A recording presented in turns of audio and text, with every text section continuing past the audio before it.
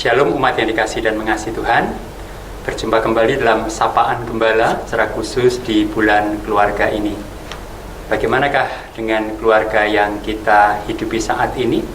Apakah kita merasakan kesehatian di tengah keluarga yang telah Tuhan anugerahkan? Umat yang dikasihi dan mengasihi Tuhan, agar kita sehati tidaklah mudah. Agar kita bisa menjadi keluarga yang sehati, dibutuhkan sebuah upaya dan perjuangan yang luar biasa. Mari bersama-sama kita menghayati kehidupan sebagai keluarga yang sehati dalam terang firman Tuhan. Bapak, Ibu, dan Saudara terkasih, saat kita menerima undangan apapun, apakah itu undangan pernikahan, undangan ulang tahun, undangan ucapan syukur, undangan peresmian apapun, maka kemudian yang sering kali menjadi pergulatan dan pergumulan di setiap kita adalah pakaian apa yang kita kenakan. Karena bagi kita manusia, pakaian bukan hanya untuk melindungi tubuh kita, tetapi pakaian itu juga mencerminkan akan kemana kita dan siapa kita. Oleh karena itu benarlah ungkapan yang mengatakan apa yang kamu pakai itulah dirimu. Apa yang kamu pakai mencerminkan siapa dirimu. Apa yang kita pakai dalam perjumpaan dengan sesama kemudian akan menghadirkan sebuah penilaian. Apakah kita berpakaian dengan pas dan pantas di acara yang kita hadiri. Bapak, Ibu, dan Saudara terkasih, kalau kita membaca tentang perumpamaan kerajaan surga yang diumpamakan dengan pesta perjamuan kawin, ternyata salah satu hal yang menentukan apakah orang itu layak untuk mengikuti perjamuan kawin itu adalah pakaian yang dikenakannya. Hal itu dengan jelas diungkapkan dalam Injil Matius pasal 22 ayat yang ke-11 yang berbunyi demikian.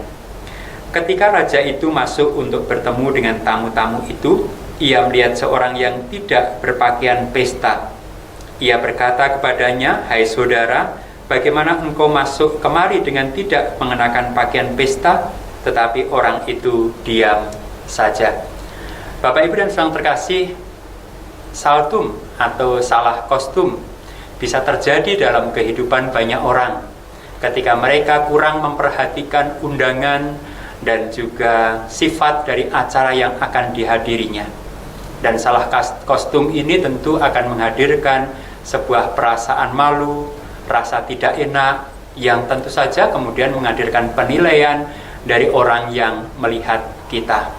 Rupanya dalam hal kerajaan surga, salah kostum ini juga bisa terjadi bila kita mendengar panggilan Tuhan, mengindahkannya, dan kita datang ke sana tetapi tanpa kesediaan untuk mengubah diri kita, untuk hidup dalam pertobatan, maka sesungguhnya kita hadir di tengah pesta perjamuan kawin, di tengah kerajaan Allah itu dengan hidup lama kita, sikap yang belum diubahkan. Dan itu tercermin dari pakaian yang dipakai. Dan ketika raja itu bertanya, ia tidak bisa menjawabnya. Ada banyak orang yang mengaku dirinya percaya, tetapi terus mengenakan pakaian lama dalam kehidupannya. Tidak bersedia mengubah pakaian lama itu dengan pakaian baru, sehingga ia sungguh layak untuk masuk ke perjamuan kawin itu. Bapak, Ibu, dan Saudara terkasih, banyak keluarga yang mempunyai potret keluarga dengan pakaian seragam, dengan pakaian senada.